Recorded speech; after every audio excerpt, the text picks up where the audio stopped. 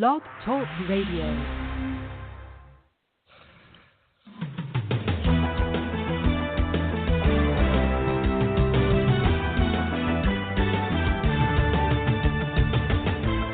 Fulfill Radio, a voice you can trust. Broadcasting live presents Two Guys and a Bible with Don Preston and William Bell. Join us each week at 7 p.m. Eastern, 6 p.m. Central as we bring you exciting, sound, challenging, and comforting messages regarding the end times. Thank you for tuning in today. Don Preston is the founder of Preterist Research Institute, or PRI. Don is a prolific author, having written and published 19 books, a host of audio and DVD studies, and is a debater and defender of the full preterist view. His websites are BibleProphecy.com, eschatology.org, and DonKPreston.com.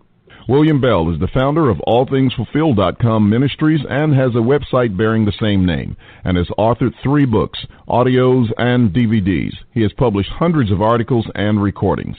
And now, ladies and gentlemen, welcome to Two Guys and a Bible broadcast with Don Preston and William Bell.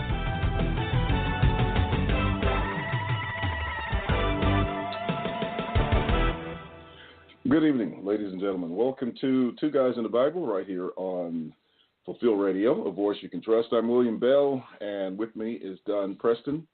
Don, how are you today? Doing great, William. Doing absolutely great. And I was glad to be home from the seminar. Had an absolutely fantastic time there at the seminar that you sponsored there in Memphis. Really a great seminar. Yeah, we are still, getting buzz from that conference that we had over the weekend or last week, and everybody was talking about the great presentation that you did, and there were a lot of great presentations in this conference, and so we are really, really pleased with the effort that everybody put forth. We had some great fellowship. You met a lot of people that we had not met before and had talked to, online from various, at various times and various places. Had people traveling as far away as from Canada, Ontario, Canada. And, of course, we had Joseph with us from India, but he's been sort of traversing the country for a while, and so he doubled back to Memphis again to attend the conference. And he said that his eyes were opened to information he had never heard before. And what's really exciting is that he's very, very interested in taking this information back to India. He's the gentleman that works with the person that I've been working with in Nakrekal, India, with the Nakrekal School of Preaching. Well, back in May, they graduated 36 students, and they have about 45 students enrolled now. So this is very, very exciting to be able to have the opportunity to be working with the preaching school, even though it's far away in India, but they've given us invitations to come. And I got a sort of bug in my ear the other day that if we were planning to go to India, that someone would be willing to help with the expenses to go, not simply to India, but to several of the places where we've been invited, such as there are several invitations in Africa, and we've got invitations in the Philippines and possibly in Brazil. But that is just totally exciting to me. I'm definitely looking forward to that becoming a reality. And I think, with the opportunity we have to send materials, and by the way, they are asking for materials for lessons to be sent to them, whether they're on, MP3 files, access on YouTube, which they're already doing. But if we got books and any lessons that we can put together for them, they are asking for the material. They want to teach it, and so they're looking forward to it, and I'm really excited about that because they reach a lot of people in India, with the gospel, people who seem to have a greater thirst and hunger than we experience here. So that's very, very good. Well, I was certainly thrilled myself to visit with Joseph. I know he came up to me after my very first lesson and was shaking my hand, and he wouldn't let go of my hand. And he would just shake my hand and tell me how much the lesson had challenged him. And, I would express appreciation, and he would talk. He might release my hand. Then he'd want to shake it again. And then he'd want to shake it again. Then he'd want to shake it again. But he told me what he told you, that the lessons that were being presented there were just simply incredible. They were expanding his knowledge of the Word. They were challenging him on every level, and that he was beyond excited to learn the things that he was learning. And so it really is, as you say, it's just so tremendously exciting to have an impact and an influence like that. I asked him if he knew Brother Prabhu Das from India, and he had actually heard his name. And so if things develop about the possibility of us going to India, then perhaps we can combine with Prabhu Das, who has been working there in India very, very faithfully for years and years and years, and doing a magnificent job of spreading the gospel and sharing the word with the people there. So it will truly be interesting, needless to say, tremendously exciting, to see how all of this plays out in the coming time, to see what the Lord has in store. It's like you just said, there is an openness, there is an excitement, there is a willingness to learn in India that you very often do not find here in America. And so the opportunity to be able, number one, to provide materials. And William, you and I need to confer in the days ahead to discuss perhaps what they would need the most. And Preterist Research Institute will be more than happy to contribute materials to the school there if need be on a continuing basis. We can certainly send MP3s, we can send DVDs, we can send PDFs, and then, of course, we can send hard copies as well. And anyone who is remotely familiar, as you mentioned during one of your discussions of that situation over there, the cost of the materials is not insignificant, but so much of the real, true expense is it's in the postage. I mean, my goodness gracious. And as you know, William, I send books to Ethiopia all the time. I'm just getting ready to send a box of books to Ethiopia. And the books that I will send will cost in excess of $90 to send one single box of books that will be probably no more than 5 books. And so, given the cost of shipping these days, if there are folks out there who have an interest in helping us to share the word. Call from unavailable. Are you hearing that, Don? I'm trying to. I am hearing that very loud and very clearly. But anyway, to reiterate, if there are those out there who listen to this program who would be interested in helping share the cost of shipping, I mean, we're more than happy to give the books themselves, that type of material, the DVDs, even the MP3s, etc. But if there's anyone out there that would be interested in sharing the cost of the shipping, that would be tremendously, tremendously appreciated. So if you're interested in that, then let us know. Like I said, I'll be getting ready a box of books to send to Ethiopia within the next 2 weeks. They've been asking for certain materials now for over a month, and I have yet to send them. But we've got to put that together because, as I have mentioned on this radio program before, there are now at least 2, I believe there are 3, full preterist churches in Addis Ababa, which is the capital of Ethiopia. 3 full preterist churches as a direct result of distribution of materials over there. And that's just super exciting stuff. I mean, it's really, really exciting to know and to have a part in that type of growth throughout the world. And so here we have the opportunity to do the exact same identical thing in India, and there are other schools over there as well. There are other contexts over there that are wanting materials. So the doors are continuing to open, the opportunities are continually presenting themselves, and we certainly do not want to fail to take opportunity of that. Who knows? This is what's so exciting. Who knows what the future holds as a result of us now providing books and materials to preacher schools in India, to churches in India, to individuals in India and Ethiopia and wherever.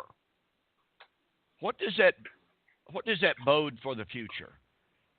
There is literally an unlimited future for the growth of covenant eschatology as a result of the efforts that we can put out now. Yeah, it was great also that, with the live stream, we were able to reach out to them, and they actually watched the entire conference on live stream. So, that helped a great deal. They were very impressed with that. We also have an opportunity in Ghana. There is a brother there that Steve Baisden has worked with, and I am now working with him and conversing with him. He has given an invitation to come there. He has 2 congregations there, and he's definitely studying full preterism. He considers himself a full preterist, and is just wanting to get deeper and deeper into study of the Word, making sure that he understands things so that he can communicate them well. So there's another opportunity, and I had one, as I mentioned earlier, from the Philippines. But this is a result of, all the work that's being done, all the materials that are being produced, or the videos, et cetera, that we are producing. They're having an impact, and the leverage that can come from them. It's been a minute since I've done my regular live YouTube because I've been so busy with the conference and had some other things going. But those videos continue to work. I'm really pleased to see the one on the response to John Hagee's material continuing to grow. That video has over 10,000 views, and it's growing. So we're delighted that that's happening. But we had some good conversations with a couple of people, particularly on Sunday after Sunday morning service. We had some visitors from, a local church who came that morning, and we shared some material with them, set up some agreements to have some Bible studies. One gentleman who was supposed to or had planned to come to the conference was unable to make it because of something, he had pressing going on. I did go by and meet with him today, spoke with him. I'll spend a little time with him tonight. And that is also encouraging to see that, we're getting some fruit from the conference in terms of being able to, set up these classes and these conversations with others locally and help them along the way. And it was interesting that one of the persons that I talked to this past Sunday after our service, they said, well, if our preacher knew this, I believe he would teach it. Well, I had an opportunity to talk to that preacher some years ago. And at that time, he certainly wasn't of the persuasion that he would teach it. And I certainly have to see it. But I also have had some to say with some of the preachers, at least one preacher that we have talked to in the past, and that I had contacted about a year ago, that he was going to insist that he have a conversation because of the things that, he's been learning from what I've shared with him. So we're, really, really good. As a matter of fact, I just see a message from the gentleman from Ghana popping up on my screen. But anyway, those are just some of the things that are happening. The people were, they really, really enjoyed themselves at the conference. They thought that, everything was great.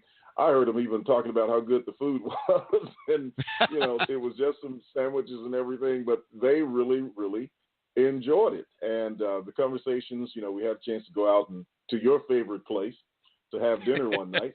And I think everybody enjoyed that as well. So it was really good. Oh, let me tell this story because I didn't tell it.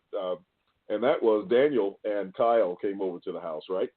And they spent the night with me. Well, they thought originally that they were going to be sleeping in the music room. Well, I wasn't going to put them in the music room, so we had a room for each of them. And so when I got back, you know how just dead dog tired I was.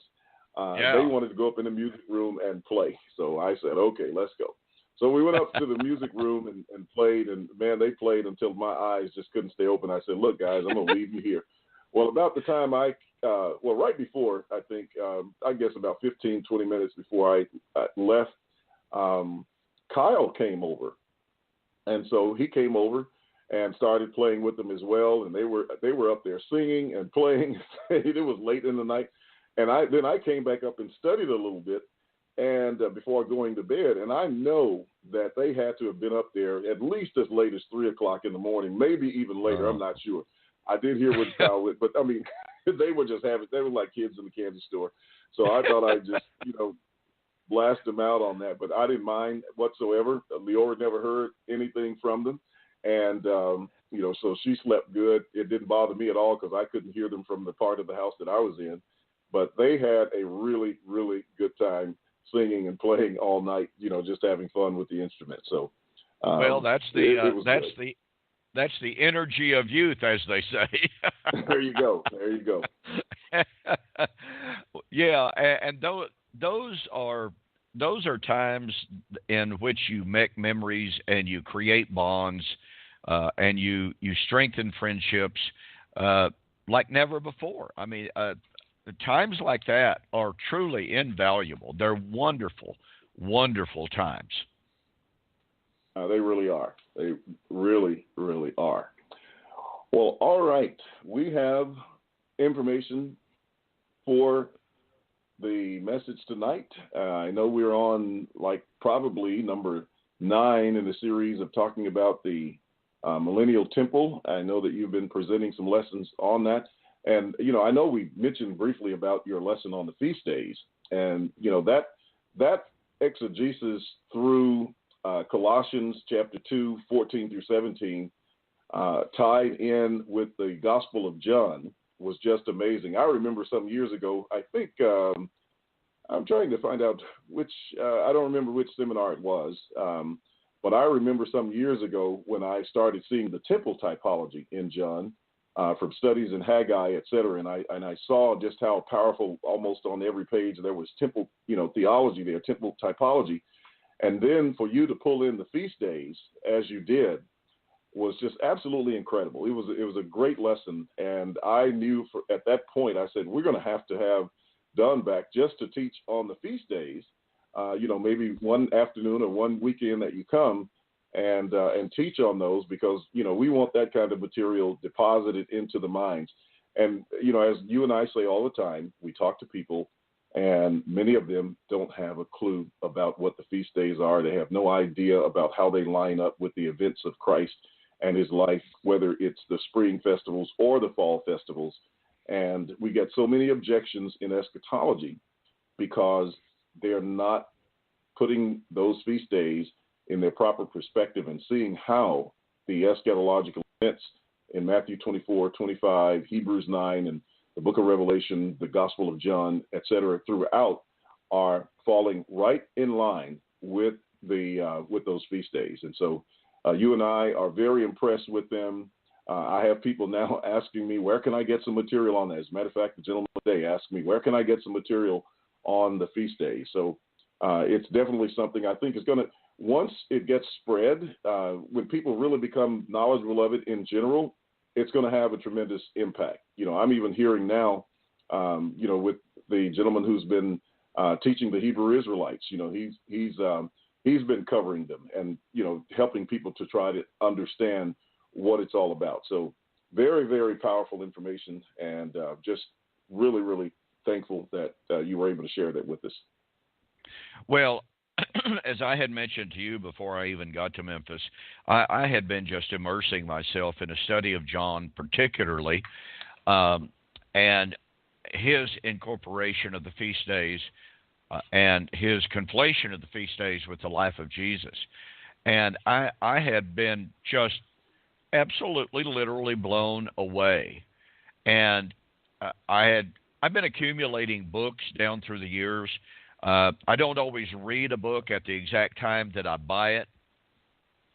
And I'd been accumulating some books.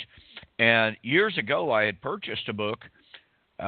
Actually, what I had purchased was a photostatic reprint of T.F. Glasson's book, Moses in the Fourth Gospel.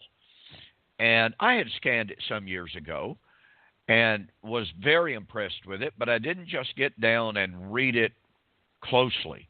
Well, in order to prepare for the seminar, because I wanted to do the correlation between Colossians chapter 2, 14 to 17 and the feast days, because after all, Paul makes it a point of saying that the law, i.e. the feast days, the new moons, the feast days, and the Sabbaths, were still, when he wrote, shadows of the good things that had not yet come. And as I pointed out at the very beginning of my lesson, there's a real problem with saying on the one hand that the law had been nailed to the cross, and then turning around and acknowledging that those feast days were still shadows of good things to come. How could they still be shadows if they had been done away? I mean, it doesn't make sense. And I remember seeing that years and years ago and beginning to try to put together the initial thoughts on it. So as I began to study more and more on the feast days and to see the significance of Paul's terminology there, I just became more and more excited and more convinced of what a tragedy it is in the world of futurism. You know, really and honestly, the only people that pay attention to the feast days are the Hebrew Israelite movement, the Messianic Jew movement, or dispensationalism. And dispensationalism, of course, is part and parcel of the Messianic Jewish movement. They have some slight nuances. But the point of fact is that in amillennialism and postmillennialism, both, you and I both know, William, that historically in the amillennial world, the world in which you and I were accustomed, there is virtually no mention whatsoever of the feast days. If there's any mention at all, the only mention is, okay, Christ is our Passover, and his resurrection fulfills the feast days, and Pentecost is the fulfillment of the fourth feast days. After that, there is literally no discussion of the last three feast days of Israel in the amillennial world. If there is, I have to say, all the time of me growing up, attending one lectureship after another, reading one lectureship book after another, attending one gospel meeting after another, I never at any time heard a single minister ever discuss the importance of the fulfillment of the last three feast days of Israel. And well, it's about the same for me. Go ahead. I mean, I've not heard them at all. You know, I mean, it's like we said on last week's broadcast, when Bill Cannon guys first mentioned them, it was like, wow, where'd this bomb come from? Yes. And then later with David Curtis, you know, those were the first two times that I had ever heard anything on them, and certainly a complete, you know, exegesis, as both of them did during the times when they did them. And so this is just something that has been just totally ignored, and largely because of our ignorance or, you know, just failure to really delve into the Old Testament. And that's one of the things, as you were just mentioning a moment ago, with those groups that focus on the Old Testament, they certainly get into those things. But, we have come from a tradition that basically jettisoned the Old Testament and just said, okay, we're just all about the New Testament. And when you cut off the roots, you just don't get the fruit. Without a doubt. And, it's such a tragedy that in the dispensational world, and I have to tell you, there are some dispensational writers who truly have done a remarkable and exciting job of discussing and bringing out the typology, the feast days. They have done incredible research into the rabbinic writings and what the rabbis said about the feast days and about what the feast days represented. Now, as I pointed out at the beginning of one of my lessons, when you talk about the rabbis and their views of the feast days, you have to understand that to a certain extent, and you have to be aware that a lot of what is said is from the Talmud. And the Talmud is an absolutely horrid compilation of rabbinic sayings and teachings. That's not to say every word of it is bad. It is just simply to say that the things that it permits, the things that it teaches, are an abomination as found in Torah itself. Furthermore, to take that one step further, sometimes a lot of what is said about the feast days in some of the rabbinic literature is Kabbalistic. Now, the Kabbal and the Kabbalistic teachings were so mystical, so allegorical, as to be beyond reason, as to be beyond logic. And so you really have to glean what is being said about the feast days in the rabbinic writings and compare it with what the Bible says, because a lot of times what the Bible has to say is almost a Reader's Digest version. But what's so interesting is that when you go to the book of John, for instance, Jesus participated without condemnation in some of the traditional aspects of the feast days, and he took advantage of what was being said, done, and practiced in order to point to himself. The pouring of the water that I mentioned in my second letter, that was not technically a part of the Feast of Sukkot. There is no technical legal provision for that in Leviticus chapter 23 or Numbers chapter 29. In other words, there is no command for the priest to go down to the pool of Siloam, gather water, go up to the temple, and pour it out. And somebody might respond, well, yeah, and that's the reason. The reason for that is because in Leviticus Numbers, they didn't even have they didn't have Jerusalem, they didn't have the temple, they didn't have the altar. Well, that's true, but at least there should have been some provision for that, you would think, and yet there's not. And yet, that is what was at that moment of the pouring of the water, which took place for 7 straight days. Jesus stood up and took advantage of that. We might call it an innovation. That's what we might call it today. But Jesus never condemned it. He simply took advantage of it to point to himself. And the same thing with the burning of the lights. Every single night of the feast days of Sukkot. That there's not a provision for that as it was practiced in the first century.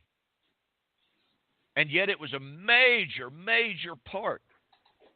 It was almost a climax to the festivals of the day, festivities of the day. And so Jesus, once again, took advantage of it. And in John chapter 8, verse 12, said, I am the light of the world. And so, again, when we study the feast days, we have to be careful certainly not to get caught up in the Kabbalistic aspects of it, certainly not in all of the Talmudic aspects of it, we have to be careful and to be able to take part, or I should say to point out and to take advantage of in our teaching, the parts that are indicated. And that comes in, for instance, in the lulav. This was the branch, if you please, part of what they call the four kinds. That's what the Jews referred to it, the four kinds. And what they meant by that was the myrtle, the willow, and the palm. And those three branches or stems were all tied together, and it was called the lulav. And that was put in the right hand during the ceremony, during the feast day of Sukkot.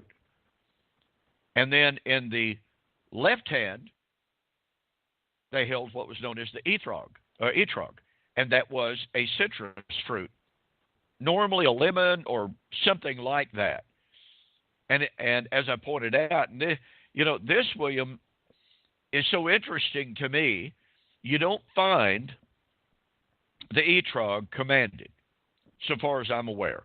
I may have missed something, but as far as I'm aware, it's not actually commanded in Torah. But it was part and parcel, a vital part of the festivities of the day found in John chapter 7 and 8. Well, the etrog, as I mentioned, was some kind of a citrus fruit. And as I pointed out in my lesson, it was called the fruit of paradise.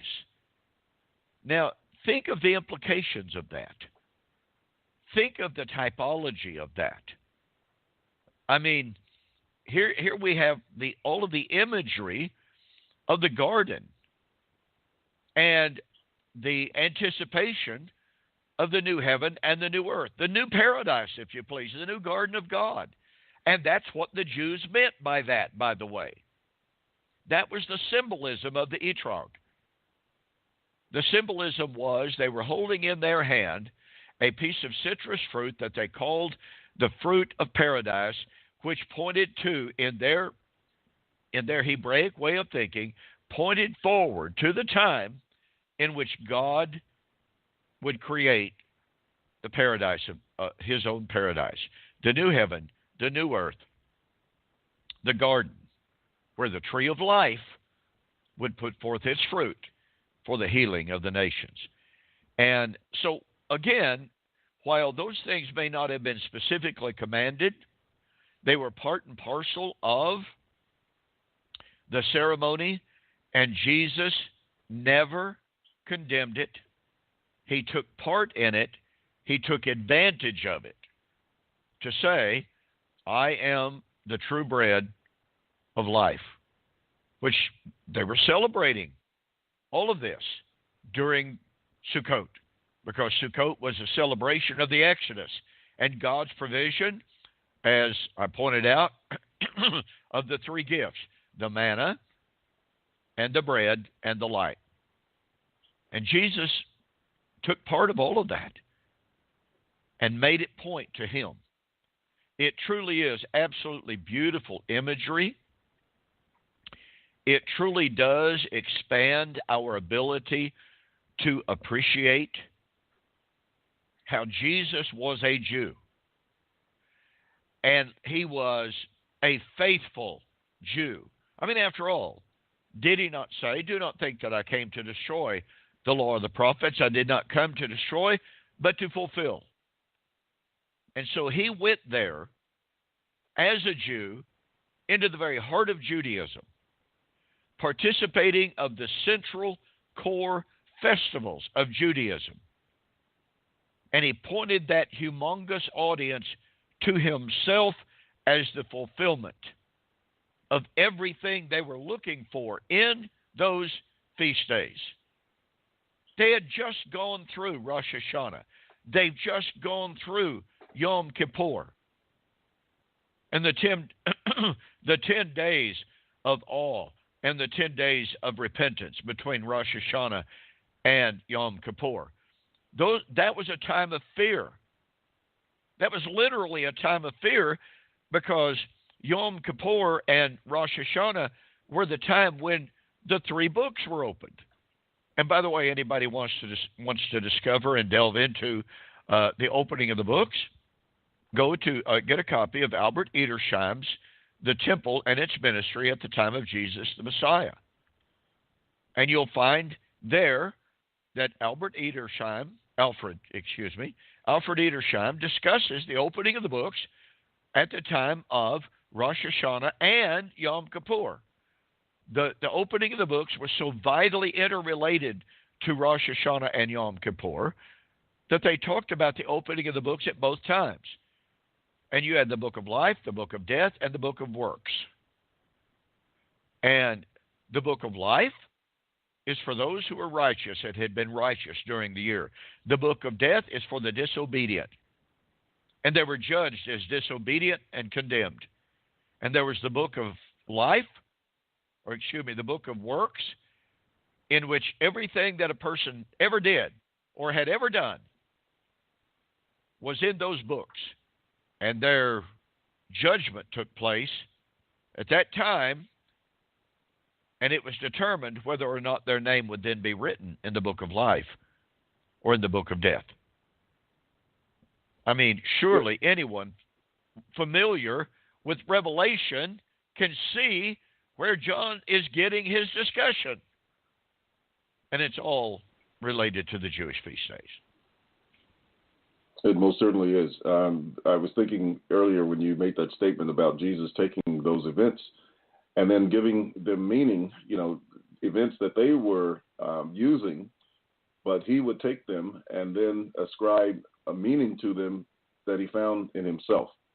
And sometimes it's important, I guess, to do that when people, they have their notions, but if you can take what they're saying and show them the meaning, even of their misguided concepts in Scripture, that probably would be a good pattern to follow, as long as we do it, correctly and effectively.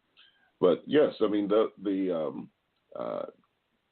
layout of the feast days throughout, these books, the Gospel of John and the Book of Revelation, and of course, as it's been said several times that the Book of Revelation is John's Olivet Discourse. So once you map out the feast days in Matthew, for example, and see them unfold there, it's little wonder that you find such emphasis on them in the book of Revelation. And it's just, unmistakable once you get the focus. Once someone points it out to you, it's like that light bulb pops on and you continue to see them. Oh, and I need to mention this, that several people ask me what book they should get. There's no single book that I wish there was a single book that I could point to and say, well, I got everything from there. But they're just a host of books that I've been reading over the last several years, actually. But for a commentary on Revelation that does an absolutely fantastic job of drawing out the symbolism of the feast days, David Chilton's book, Days of Vengeance. And keep in mind, when David Chilton wrote his book, Days of Vengeance, he was not yet a full preterist. And yet, as he would later say, he truly did not understand how he could have written the things that he did and not be a full preterist already. He actually has a footnote in his commentary on Revelation saying that the full preterist view is heresy. And yet within just a few years, within 10 years, he was himself a full preterist. But I would suggest to you that a lot of the things that David Chilton wrote concerning the feast days, and I'm telling you, some of the things that he said concerning the feast days are literally mind-blowing. They expand your horizons. They are just tremendously insightful. And he cites some wonderful, wonderful sources. So for those of you who have asked about a great source to understand the feast days, I would suggest that you get a copy of David Chilton's Days of Vengeance. And I still have a couple of, maybe one or two. That may be all I've got left. I don't know. I'm no longer able to get that book at a discount thanks to certain people breaking a contract with me that I had. But all of that aside, if you want a copy of David Chilton's book, Days of Vengeance, I've got, like I said, I've only got one or two on hand, and I won't be able to get any more at the discounted rate. So better take advantage of the fact that I've got one or two on hand now if you are interested in one. Other than that, you'll have to pay the full price on Amazon if it's still even available. I do not know if it's even available still there. I'll be really honest. I do not know. But that's a great, great resource. So all of that said, all of this has directly, specifically, to do with our discussion of the Messianic temple. Because we are... go ahead. Resource. Now, this book is written by a dispensationalist. And the dispensational emphasis is there once the exegesis is done, and maybe even a little bit before. But if you're looking for something simple that you can digest very easily just to get the basic concepts down and the names of them and various other points about the feast days, Mark Biltz has a book called The Four Blood Moons. That was back during the Four Blood Moon craze a few years ago with John Hagee, et cetera. But you can get that book on Amazon, one of their, ebooks or Kindle books or whatever, and read through it for that section that is on the feast days, and he'll go through and explain it. Now, he's not going to get into the kind of detail that's in, David Chilton's book and some of the other materials that you'll find, but at least, for a person that's just starting, if you will ignore the dispensationalism that's in the book, because he's definitely going to try to sell you on that, but just read that section, and I've referred to it several times, and it certainly has helped me to have a foundation to move on to some of the other more intricately detailed works on feast days. So, I'm not the kind of person that would highly recommend a dispensationalist book, but I've got all kind of books in my library, and I have to read around them. You pick out what's good and you leave what's not good. But I thought I'd mention that one as well for people that's just kind of wanted to get their feet wet. And I didn't buy the. Go ahead. Unfortunately, we do have to do that on occasion. We have to get the dispensational books because, as I mentioned a few moments ago, dispensationalists have actually done some of the best work on the feast days. They just completely missed the first century application that Jesus himself makes. That right. The New Testament writers themselves make. And by the way, since you mentioned another dispensational book, there is a dispensational writer. His name is Avi Ben Mordecai. He wrote some years ago. He wrote a book. Let me see, what was the name of that book? Signs in the Heavens. Let me see if I can find that in my file real quick.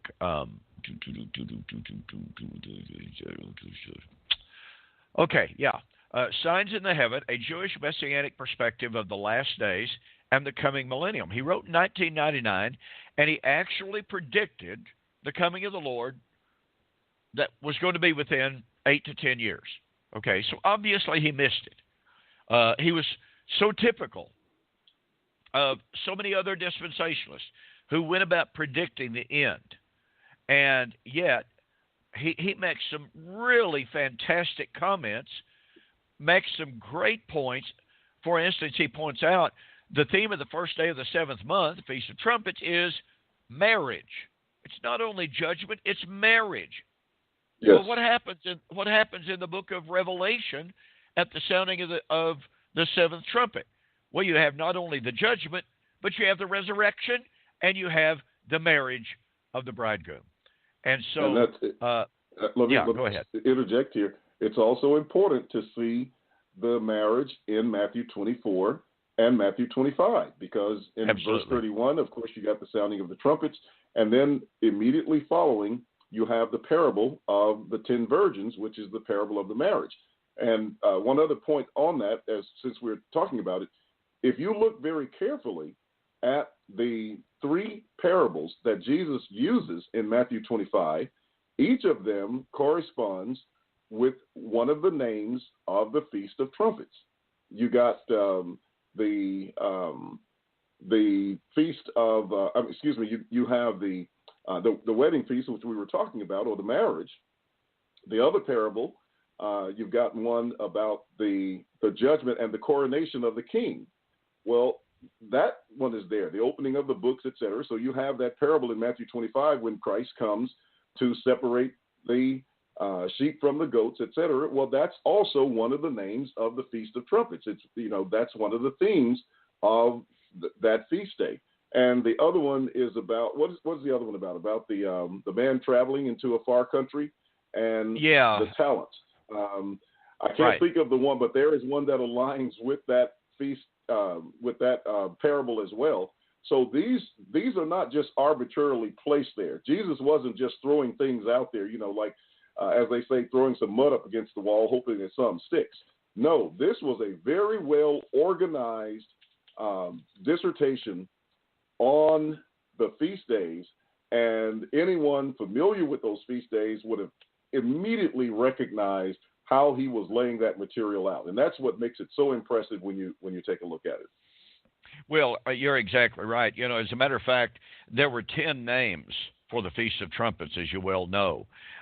You and I discussed this a good long while back. And when you start looking at all of the themes related to eschatology, all of a sudden, boom, these names, you can just see, you can just see that the New Testament writers are drawing on their awareness of these concepts. Yom Teruah, the day of the awakening blast, is Teruah, and that's the Feast of Trumpets. Well, that's for the awakening of the dead. That's resurrection. And, like I said, you've got these 10 names, and I'm like you, I don't remember all of them at the moment. But once again, to fail to see how the New Testament writers were incorporating the terminology, the vernacular, the common sayings of the feast days when they write about the coming of the Lord, the judgment, and the resurrection. Let me see. I'm trying to remember. One of the names was something like Yom Hadin or something like that. Yeah, the day of Yom Hadin. That's the day of judgment. Yeah, that's exactly right. That's the day of judgment. Well, do we find the day of judgment in the New Testament or not? You could not. This is what's so important. This is what continually impresses itself on me, William. I was raised in an environment like you that seemed to believe that communicated, purposely or not, that communicated the idea that Jesus was raised in a theological vacuum, distinct, independent of, and separate from the real Jewish world. Because after all, he came to do away with it. He had something totally different, something totally unrelated to it. Therefore, studying Jewish history, studying Jewish tradition, studying Jewish terminology really is it's no benefit to us at all. It's just wasting our time. But hopefully, as I was able to point out there on Saturday, that is absolutely false. Everywhere we go in the New Testament, every book that we look at in the New Testament should bring to our mind, if we are attuned to it, if we are familiar with that culture, should bring to our mind what was happening, what was going on. And as I've told people many, many times, very few writers in modern times do a better job of bringing out these relationships than, or more than, N.T. Wright. N.T. Wright, for instance, in his book, Jesus and the Victory of God, just does an absolutely fantastic job of going through the parables and showing how in the parables, how the Jewish culture, and what's interesting to me is that Tom N.T. Wright doesn't focus an awful lot on the feast days. He simply says, I have a file in my database pointing out, or with a few quotes from N.T. Wright, just simply making the assertion that, for instance, one of the reasons, Tom Wright says, one of the reasons that Jesus did not discuss the Jewish Sabbath an awful lot, although he certainly was in controversy with the Jews about it, Matthew chapter 12, John chapter 5, John chapter 9, he certainly was in controversy with the Jews about them, but one of the reasons Jesus didn't talk about it so much is because he knew it was about to pass away. I think that's really a misunderstanding. I really do. It fails to understand that the ultimate fulfillment of the Sabbath, the seventh-day Sabbath, was not in the life of Jesus. It came through his work. It came through the completion of his work. That's why the writer of Hebrews could say in Hebrews chapter 4 and verse 10, therefore there remains a Sabbath for the children of God. Sabbath had not yet been fulfilled. If it was fulfilled, then it didn't remain to be fulfilled. But in Revelation chapter 14, verse 13, at the coming of the Lord, as John writes, blessed are the dead who die in the Lord from henceforth, for yea, they shall rest from their labors. That word rest there is from the Greek word anapausis, which is almost a technical word for the Sabbath rest. In other words, at the coming of the Lord, the Sabbath rest comes into being, comes into full play. And so to miss these connections, seemingly Tom Wright just almost dismissively does away with the last three feast days and simply says, well, they've all been fulfilled. Thomas Wright obviously does not see the significance of the fulfillment of the last three Jewish feast days. It's incredible for someone with his erudition to miss these points. But again, it goes back to, if you want someone who does a great job of pointing out how the parables of Jesus, how the life of Jesus, how the teaching of Jesus does such a magnificent job of bringing meaning to the life and the culture of the Jews of the first century, then his book, Jesus and the Victory of God, is an absolute, it's just absolutely fantastic. I draw it off the shelf every once in a while and look up references in it because he is so very, very good. But here's the interesting thing. William, as you were taking note of a moment ago, and it's part of my study as well, all three of the parables in Matthew chapter 25 are related to one of the feast days or to one aspect of the feast days. Thomas Wright does a great job of pointing out that the parable of the bridegroom and the 10 wise, 10 foolish virgins is the story of the return of Yahweh to remarry his people as promised in Hosea. Well, wonderful. That's great. Why don't you relate to that to the feast days? Why don't you relate that to the Feast of the Trumpets? Why don't you relate that even to the new creation? Because, by the way, William, as you know, I correspond very regularly with this Jewish scholar, Hebrew scholar from Israel, who has invited Jan and me to go over there next year. We currently have our plans made to do that. We're trying to gather up our pennies. We may have to do a GoFundMe to be able to do that. But nonetheless, I recently asked him, because I'd been doing an awful lot of study, and I had run on to a just almost a passing reference and a claim that said when a couple got married, it was viewed as a new creation. It was viewed as a time when all prior sins for both the man and the woman were forgiven. Wow. Think about that. Done. Do what? Hello? Hello?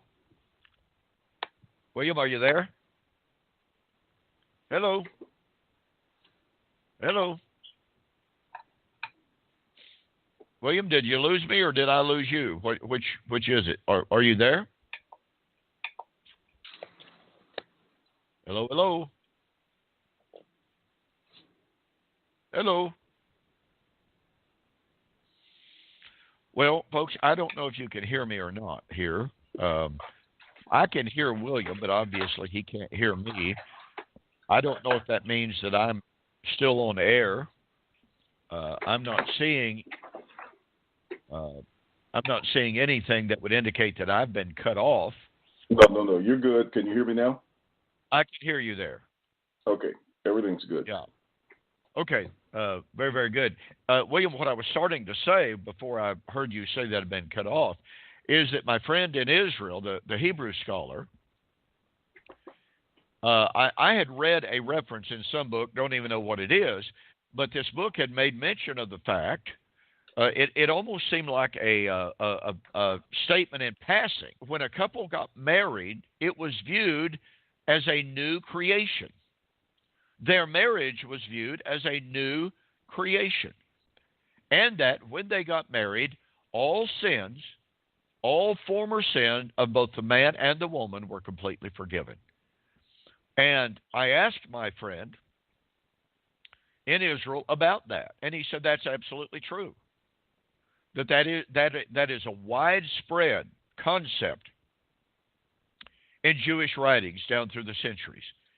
Well, just think about that in Revelation chapter 18. Revelation chapter 18 and 19, chapter 19 and verse 16 or verse 6, let us rejoice and be glad, for the time of the marriage of the Lamb has come, and his bride has made herself ready. Revelation chapter 21, I saw the New Jerusalem coming down from God as a bride prepared for her husband, and I saw a new heaven and a new earth. So here once again we see the interplay, the interconnection with the concept of the Jewish festivals. Okay, what takes place at Teruah, the Feast of Trumpets?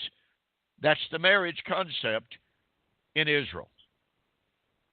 That's the feast that indicates marriage. But it bleeds over into, guess what? Shemini Atzerat, which is the new creation, the celebration of the new creation.